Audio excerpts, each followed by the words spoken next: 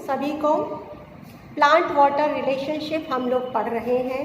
उसमें जो आज का टॉपिक है वो है ट्रांसपीरेशन, वाष्पोत्सर्जन जिसको बोलते हैं हिंदी में, वाष्पोत्सर्जन, ट्रांसपीरेशन। क्या होता है ट्रांसपीरेशन, हम ये पढ़ेंगे। देखिए, प्लांट्स जो होते हैं वो सारा पानी ज़मीन में से लेते हैं और जाइलम के जरिए वो सारा पानी टॉप तक, ऊपर तक पहुंचता है प्लांट्स में। लेकिन ये जो सारा पानी जो एब्जॉर्ब किया जाता है, इसमें से 95% वाटर, 95% वाटर भाप बन करके बाहर वातावरण में निकल जाता है। केवल 5% पानी जो है वो प्लांट्स की एक्टिविटीज़ के लिए, मेटाबॉलिक एक्टिविटीज़ में काम आता है। केवल कितना? 5% काम आता है। 95% पानी वाटर वेपर, भाप बन करके बाहर निकल जाता है। और किससे निकलता है? एरियल पार्ट से, पत्तियों के जरिए ये सारा पानी बाहर निकल जाता है। इस प्रक्रिया को, जिसमें पत्तियों के जरिए या थोड़े से तने के जरिए भी जो एब्जॉर्ब किया हुआ पानी है वो भाप के रूप में जब बाहर निकलता है, तो ये प्रक्रिया कहलाती है ट्रांसपीरेशन या वाष्पोत्सर्जन।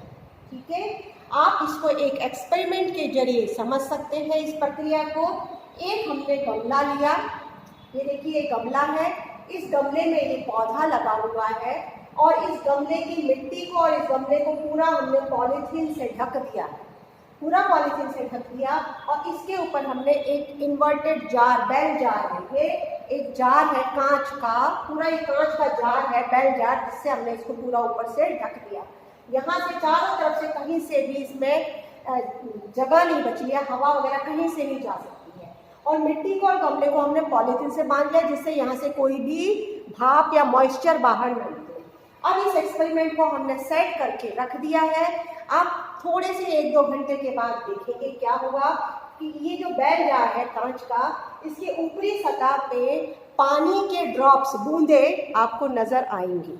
ये पानी की बूंदें कहाँ से आई, कैसे आई? आप जब देखते हैं कि हमारी नदियों से, समुद्र से जब पानी भाप बन के ऊपर जाता है, जिसको हम इवापोरेशन कहते हैं, हम क्या कहते हैं? इवेपोरेशन। इवापोरेशन से जब पानी भाप बन के ऊपर जाता है और ऊपर जाके जब वो कंडेंस होता है तो बारिश होती है। उसी तरीके से ये जो पत्तियां हैं, इनमें से पानी ट्रांसपीरेशन के माध्यम से भाप बन करके जब निकला और यहाँ इस बेल जार की सतह पे जाके जब बहुत सारी भाप जाके कंडेंस हो गई, तो किसमें परिवर्तित हो गई? बूंदों में। तो इस एक्सपेरिमेंट से हमें पता चलता है कि प्लांट्स में क्या होता है, ये ट्रांसपीरेशन की प्रक्रिया होती है। ट्रांसपीरेशन कितने प्रकार का होता है, ये आप देखिए। कितने प्रकार का ट्रांसपीरेशन प्लांट्स में होता है? ये 3 प्रकार का होता है। किसके आधार पर ये प्रकार है कि किस ऑर्गन से ये ट्रांसपीरेशन हो रहा है। ये 3 प्रकार का ट्रांसपीरेशन है: स्टोमेटल ट्रांसपीरेशन, क्यूटिकुलर ट्रांसपीरेशन और लेंटिकुलर ट्रांसपीरेशन। स्टोमेटल ट्रांसपीरेशन वो होता है जो पत्तियों की अपर एपिडर्मिस और लोअर एपिडर्मिस के बीच में जो स्टोमेटा यानी रंध्र जो मौजूद होते हैं, वो रंध्र जब खुलते हैं तो उनसे भाप बन करके पानी बाहर निकल जाता है। ये ट्रांसपीरेशन कहलाता है स्टोमेटल ट्रांसपीरेशन। और ये फोलियर ट्रांसपीरेशन भी कहलाता है, इसको फोलियर ट्रांसपीरेशन भी कहते हैं। जो टोटल ट्रांसपीरेशन हो रहा है उसका 80 से 90% स्टोमेटा के जरिए ही निकलता है।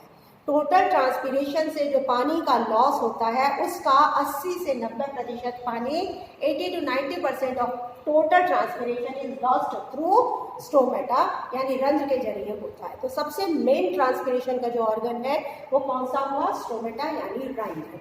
दूसरा जो ट्रांसपीरेशन है क्यूटिकुलर ट्रांसपीरेशन। क्यूटिकुलर ट्रांसपीरेशन कौन सा होता है?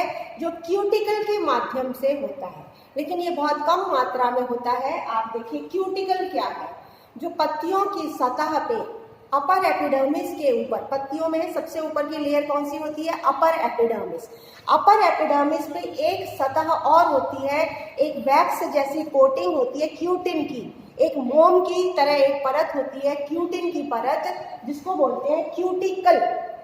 वो क्यूटिकल इसलिए होती है, ज़्यादातर किसमें होती है, वो जो जीरोफिटिक प्लांट्स हैं, जो रेगिस्तान में पाए जाने वाले मरुद्भिद पादप हैं, उनमें क्यूटिकल पाई जाती है। क्यों पाई जाती है? ताकि मरुद्भिद पादपों को चूँकि कम मात्रा में पानी ज़मीन से मिलता है तो पानी का लॉस ज़्यादा ना हो सके, इसलिए क्यूटिकल पाई जाती है।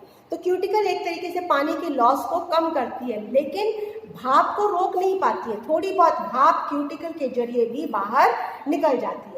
तो जो वाटर वेपर क्यूटिकल के जरिए थोड़ा बहुत जो बाहर निकल पाता है उसको कहते हैं क्यूटिकुलर ट्रांसपिरेशन, और ये टोटल ट्रांसपिरेशन का 10% होता है।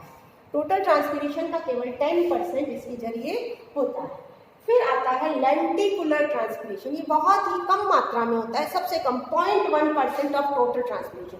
टोटल ट्रांसपिरेशन का केवल 0.1% लेंटिकुलर ट्रांसपिरेशन होता है। लेंटिकुलर क्या होता है? जो बार्क होती है, तना होता है, जो पेड़ों का जो मुख्य तना होता है जिसमें कॉर्क पूरी छाल लगी होती है बाहर की तरफ, उसमें कुछ कुछ छोटे मोटे छिद्र होते हैं, है ना, स्टेम के अंदर छिद्र होते हैं कॉर्क के अंदर, जिनको लेंटिकल्स बोलते हैं।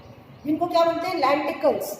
उन लेंटिकल्स के जरिए जो ट्रांसपिरेशन हो रहा है उसको लेंटिकुलर ट्रांसपिरेशन कहते हैं, लेकिन ये बहुत इनसिग्निफिकेंट होता है, बहुत ही कम मात्रा में होता है।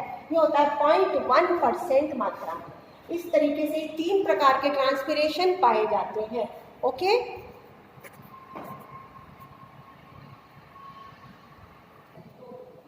अब देखिए मैं आपको बताऊंगी स्टोमेटा, जिसके जरिए मैक्सिमम ट्रांसपिरेशन होता है, हम वो पढ़ेंगे स्टोमेटा। सबसे पहले पत्ती की जो ऊपरी सतह है एपिडर्मिस, उसमें स्टोमेटा पाए जाते हैं। अपर एपिडर्मिस और लोअर एपिडर्मिस दोनों में होते हैं। अगर हम यूँ पत्ती को देखें और उस तरीके से ऊपर से उसका एंगल देखें फोटोग्राफ करके, तो ये देखिए जगह जगह पे आपको स्टोमेटा मिलेंगे और बाकी सारे एपिडर्मल सेल्स हैं। बाकी सारे सेल्स कौन से हैं? ये एपिडर्मिस के सेल्स और बीच बीच में क्या पड़े हुए हैं? स्टोमेटा।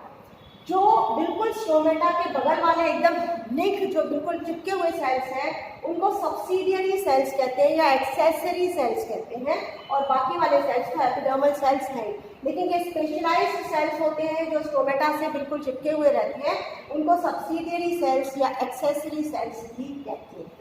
अब स्टोमेटा की जो आकृति है ये बीन की आकृति होती है, किडनी शेप होती है।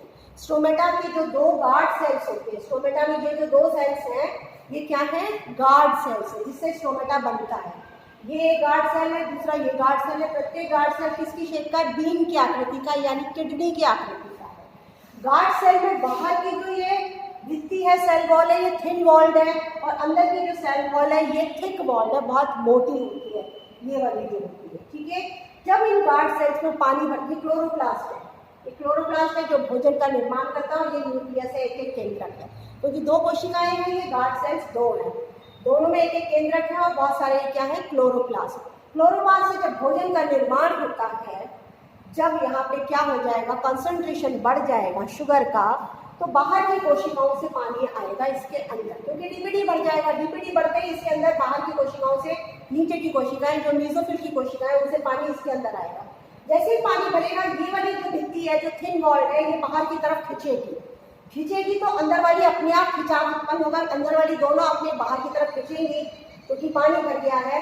अंदर की तरफ से खिंचाव होगा नहीं, क्योंकि ये थिक वॉल्ड है, बाहर की तरफ खिंचाव होगा इस कोशिका में पानी भरते ही, और बाहर की तरफ खिंचाव होते ही ये अंदर वाली जो कोशिका की जो भित्ति है वो भी बाहर की तरफ खींचेगी, और यहाँ पे क्या हो जाएगा? ये एक छिद्र पैदा हो जाएगा जिसको कहते हैं पोर, और जैसे ये छिद्र बनेगा वाटर वेपर यहाँ से भाप बन के, पानी जो है भाप बन करके यहाँ से निकल जाएगा इस छिद्र से, और इसी छिद्र से CO2 ऑक्सीजन का आदान प्रदान भी होता है।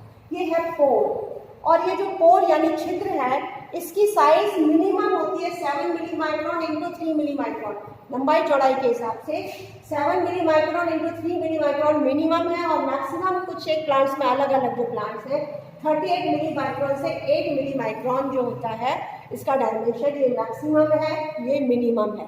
7 milli micron into 3 milli micron ये इसका सबसे छोटा पोर छिद्र साइज है। It varies from plant to plant, plant to plant vary करती है, और मैक्सिमम जो साइज किसी प्लांट में पाई जाती है वो है 38 milli micron into 8 milli micron, ये छिद्र की साइज है।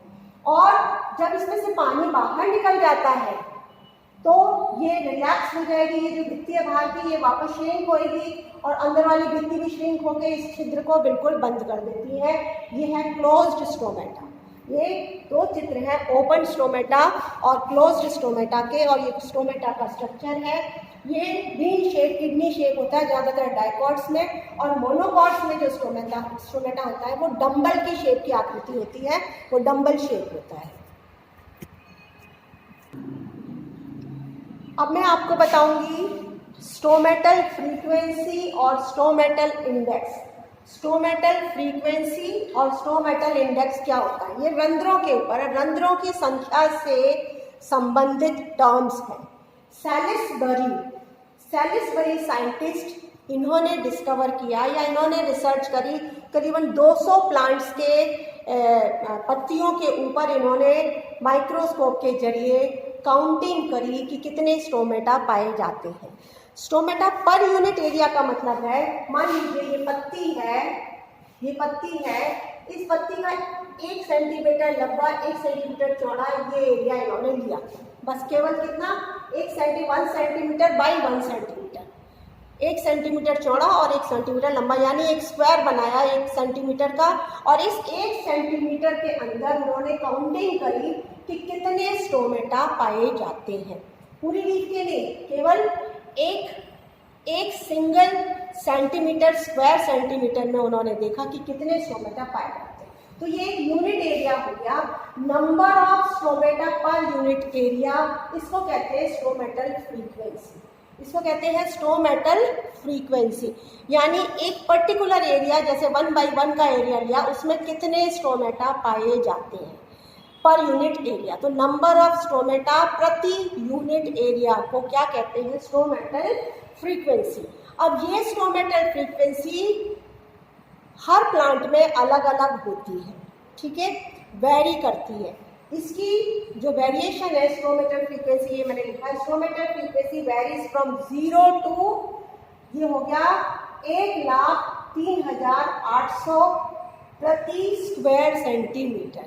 हमने 1 सेंटीमीटर बाई 1 सेंटीमीटर का स्क्वायर बनाया, उस प्रति 1 स्क्वायर सेंटीमीटर में जो स्टोमेटल फ्रीक्वेंसी का वेरिएशन रेंज है वो 0 से लेके 1,03,800 स्टोमेटा की है।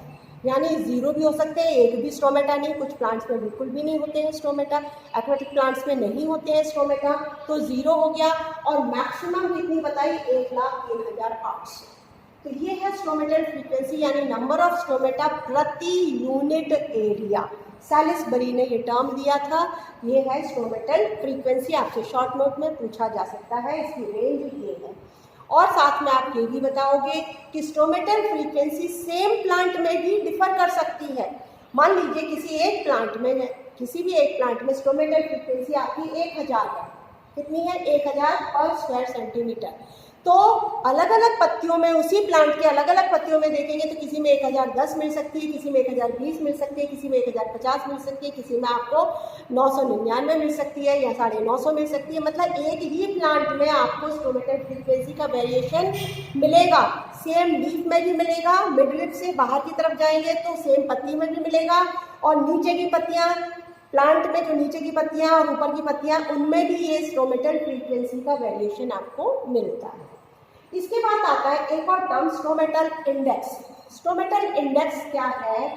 ये जो स्टोमेटल इंडेक्स है SI, इसका फॉर्मूला सैलिसबरी ने दिया S/E+S/100। S क्या है? वही स्टोमेटल फ्रीक्वेंसी। S क्या है? Stomatal frequency. और E क्या है? 1 सेंटीमीटर बाई 1 सेंटीमीटर के स्क्वायर में कितने एपिडर्मल सेल्स हैं? 1 बाई 1 के स्क्वायर में कितने स्टोमेटा है? वो तो S हो गया। और कितने एपिडर्मल सेल्स हैं? वो क्या हो गया? E।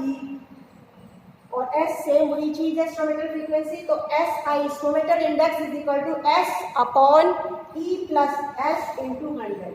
S तो हो गया number of stomata per unit area, और E हो गया number of epidermal cells per unit area, number of epidermal cells per unit area. S/E+S/100 is equal to stomatal index. इस तरीके से स्टोमेटल इंडेक्स निकाला जाता है। MSc वगैरह में ये एक्सपेरिमेंट्स आपको करवाए भी जाते हैं।